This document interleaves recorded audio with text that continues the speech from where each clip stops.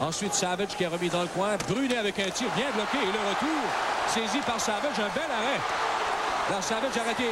Et encore un autre bel arrêt de la part de Stéphane Fiset devant Brian Savage qui s'est fait voler, là, littéralement. Pénalité.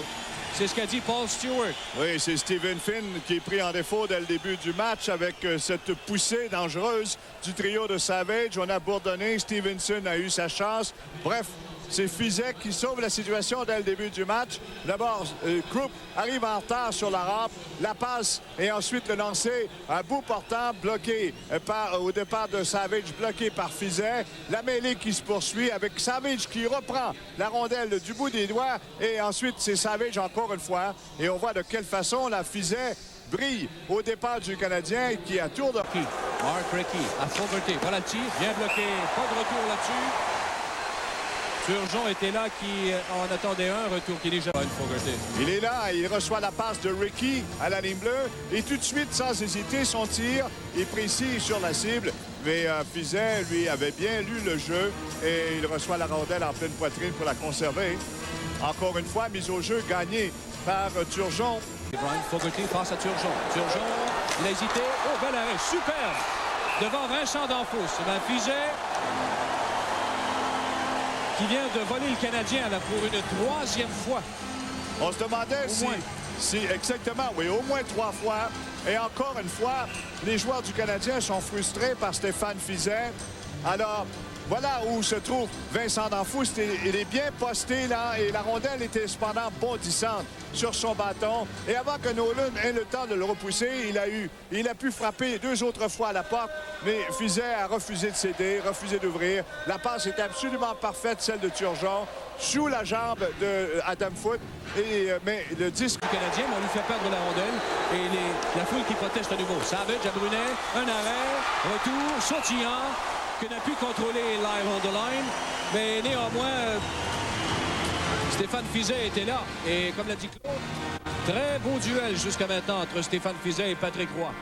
Oui, 2 gardiens sans faiblesse. Et là, au centre, Kovalenko avait perdu la rondelle. Le repli de Brunet. Le public protestait. On réclamait une pénalité parce que Brunet insistait au départ de Kovalenko. Mais ça a provoqué cet élan du Canadien qui a appliqué rapidement avec Savage en tête. Et un lancer difficile pour Fiset. Et Audelaine était là tout près en vue de saisir le retour qui n'est jamais venu puisque Fiset a été plus vif. Mais quand même, voilà le lancer bloqué avec l'épaule. C'était une rondelle qui a suivi une drôle de trajectoire, un tir tombant. Et quelle première période pour Stéphane Fiset, tout comme son vis-à-vis Patrick Roy qui a excellé il y a quelques instants. On voit là le lancer, tous les joueurs des Nordiques qui ont perdu leur position pendant que le trio de Turgeon mène le bal. Voilà le lancer de Brisebois, un lancer qui effleure un bâton juste devant Fiset. La rondelle dévie de sa trajectoire. Ensuite, c'est Turgeon qui rate la cible à nouveau. Et là, vraiment, la défensive des Nordiques était débordée, complètement décontenancée par le trio de Turgeon. Sauter sur la rondelle, ça mène en territoire des Nordiques, cherche un coéquipier, un tir qui a été bloqué, Roman, et ensuite Brunet qui est venu frapper à la porte des buts, mais je pense que c'est la chute de Laukanen qui a causé des problèmes à Brunet, là. Oui, Nolan, le repli de Nolan aussi a aidé, a contribué à sauver la situation. Parce que la descente de Savage, il est très articulé, très bien préparé. On voit l'arrêt de Fiset. La rondelle est restée coincée entre les patins du joueur du Canadien. Et c'est Laukanen qui est intervenu. Voilà de quelle façon, encore une fois. Et on voit le disque qui touche Laukanen. Et Ronan n'a été incapable, absolument incapable. Et c'est Nolan qui est venu de très loin dans son repli, a permis de repousser Ronan un peu plus loin, mais le disque était à ses pieds. Il a remis à Turgeon. Turgeon passe devant. Là, c'est Fiset qui saute sur la rondelle et provoque le coup de sifflet de l'arbitre. 4 minutes et 2 secondes encore à cette pénalité majeure. Lefebvre aurait voulu débarrasser le devant de son filet, mais Recchi était derrière lui et il l'a retenu un moment. C'est ce qui a empêché Lefebvre d'intervenir. C'est Fiset qui vient donc à la rescousse des... La pénalité, passe à Brunet. Brunet s'avance, remise vers Mark Recchi. Et ensuite, c'est Savage qui a voulu s'emparer du retour, mais Fiset avait déjà sauté sur la rondelle. 1 minute 28 encore à cette pénalité au Nordique. 4 tirs au but depuis le début du jeu de puissance. On voit à nouveau l'échange rapide. Et du côté de Savage, il y avait eu cette passe. Mais Savage a tenté de saisir le retour, gêné par Krupp, là, qui s'est interposé. Et c'est Fiset, finalement, qui a trouvé la rondelle. Le bon travail de Krupp, là, a peut-être empêché le Canadien d'ajouter à son avance. Et après coup, on voit la solide mise en échec de Forsberg au départ de Ricky, pendant que du revers, Turgeon tentait de surprendre Fiset, mais avec une main gauche très agile. Il résiste encore une fois et garde les Nordiques dans le match avec un écart d'un seul but. Et 12 secondes à écouler à la pénalité de 5 minutes qui a été imposée à cause de cette rencontre.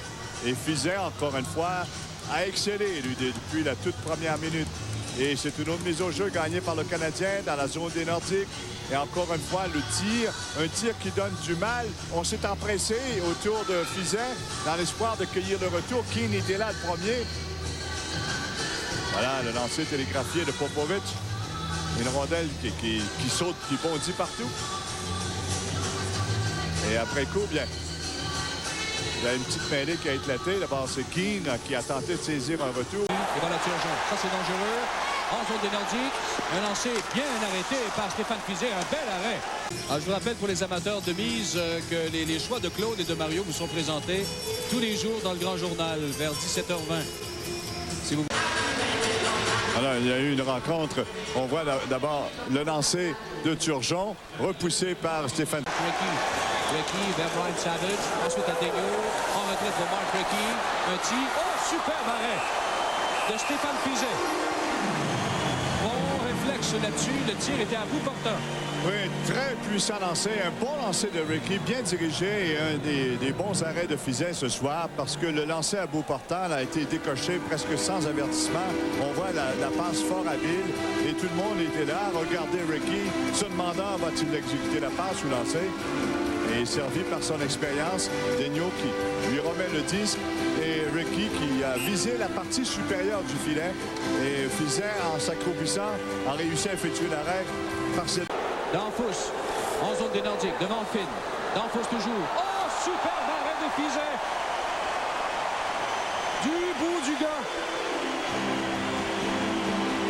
Le hockey O'Keefe à 4 saisons vous revient tout de suite après cette pause. Devant Mike Ritchie. La rondelle, 2 contre 1. Lamb et Mike Keane. Lamb, il lance. Oh, bel arrêt de Stéphane Fiset.